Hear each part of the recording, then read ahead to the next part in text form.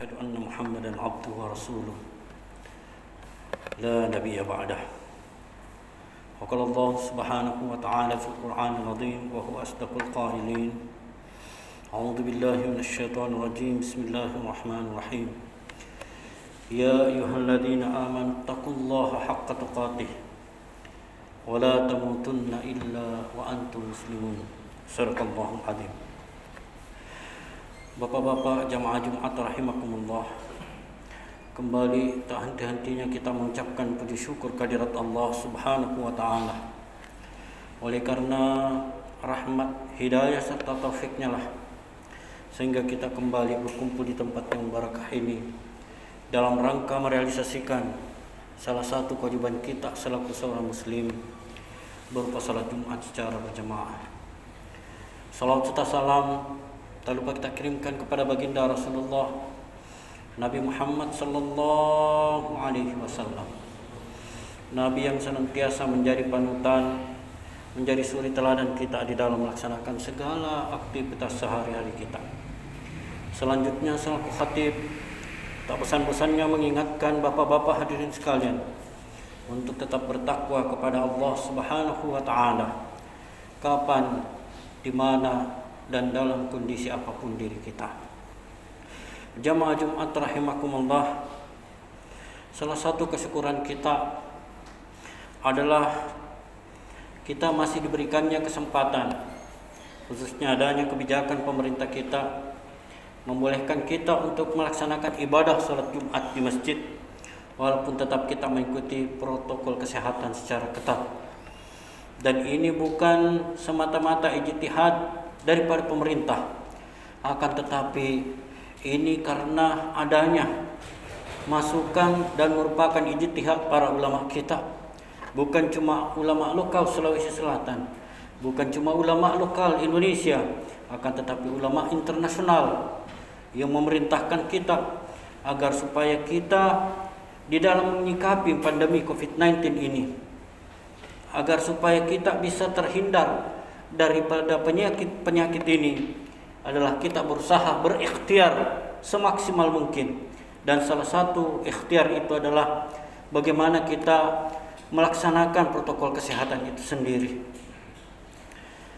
Perkara yang kita hadapi adalah masih adanya saudara kita yang enggan mengikuti anjuran ini dengan beragam alasan, dengan beragam dalil, dengan alasan bahwa ada ulama mengatakan ini dan itu. Perlu kita pahami bahwa di Indonesia ada namanya Majelis Ulama Indonesia. Yang namanya majelis itu adalah tempat duduk bukan cuma 1-2 orang ulama yang duduk di dalamnya untuk membicarakan atau mencari hukum satu perkara. Akan tetapi banyak ulama dari beragam disiplin ilmu. Dan untuk menarik satu hukum di majelis itu bukan perkara gampang. Jamaah Jumat rahimakumullah. Jadi apa yang menjadi fatwa Majelis Ulama Indonesia itu bukan pandangan 1-2 ulama, akan tetapi perhimpunan banyak ulama. Nah, kita terkadang hanya karena pendapat ustaz, 1-2 ustaz, dan itulah yang kita ikuti. Kita lebih mengikuti satu orang daripada banyak orang. Pertanyaannya adalah, kalau kita sudah tidak mempercayai para ulama kita, maka siapa lagi yang akan kita percaya? Jamaah Jumat rahimakumullah, jangan sampai kita lah yang disindir oleh hadis Rasulullah sallallahu alaihi wasallam, la yadkhulul jannah man kana fi qalbihi misqalu dzarratin min kibr. Sekali-kali tidak akan masuk surga seseorang yang apabila di dalam hatinya ada kesombongan, ada ketakaburan, ada keangkuhan. Ketika Rasulullah menyampaikan ini, ada sahabat bertanya, "Ya Rasulullah, inna rajula yuhibbu yakuna thawbuhu hasanan wa na'luhu hasanatan."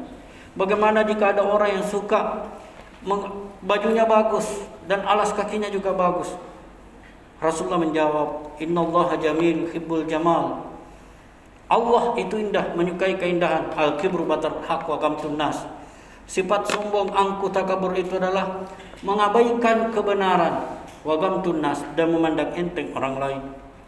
Dan jika kita sudah seperti ini, apatah lagi yang kita pandang enteng itu adalah apa yang menjadi fatwa para ulama.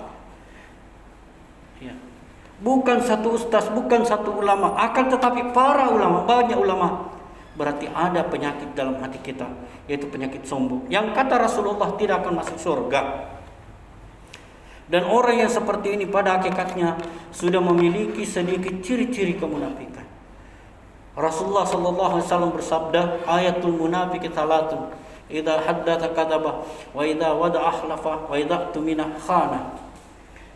Ciri-ciri kemunafikan itu adalah idza haddatha kadzaba, berbicara dia dusta, wa idza wa'ada akhlafa, apabila berjanji ingkar, wa idza tumina khana, apabila diberikan kepercayaan, amanah dia khianat. Di dalam hadis yang lain ada nama idza khasama fajar, apabila dia berkompetisi dia melakukan kecurangan. Olehnya itu Bapak hadirin sekali, mari kita bersihkan hati kita dalam menyikapi pandemi ini. Tidak ada yang menginginkan ini bertahan. Kita semua ingin berada di zona bebas.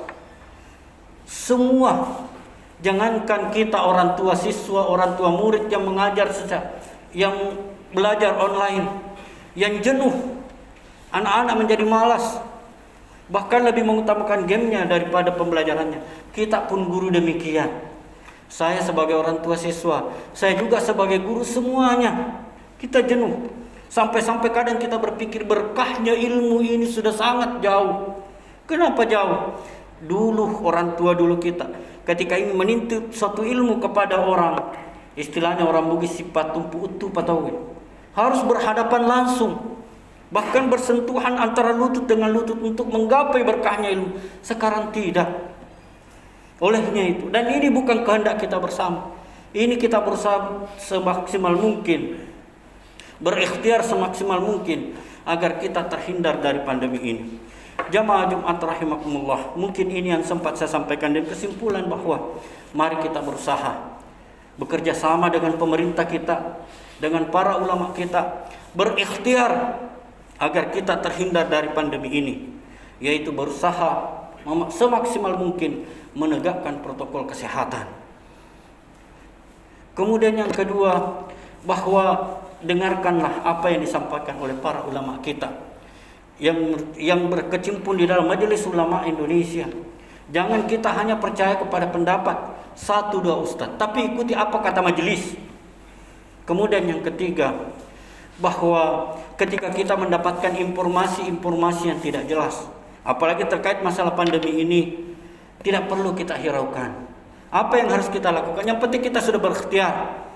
Kalau kita sudah vaksin, kita sudah vaksin. Terkait masalah informasi vaksin yang kita dapatkan, mau Sinovac, mau Moderna dan sebagainya, jangan kita cari informasi, karena tidak ada yang sempurna dalam hidup ini. Lebih dan kurangnya mohon dimaafkan. Jihad fi sabilil haq, wallahu muwaffiq ila aqwamit thariq. Barakallahu li wa lakum fil Qur'an azim, wa nafa'ani wa iyyakum ma fihi minal ayati wa dzikril hakim, wa taqabbal minni wa minkum tilawatahu innahu huwal ghafurur rahim.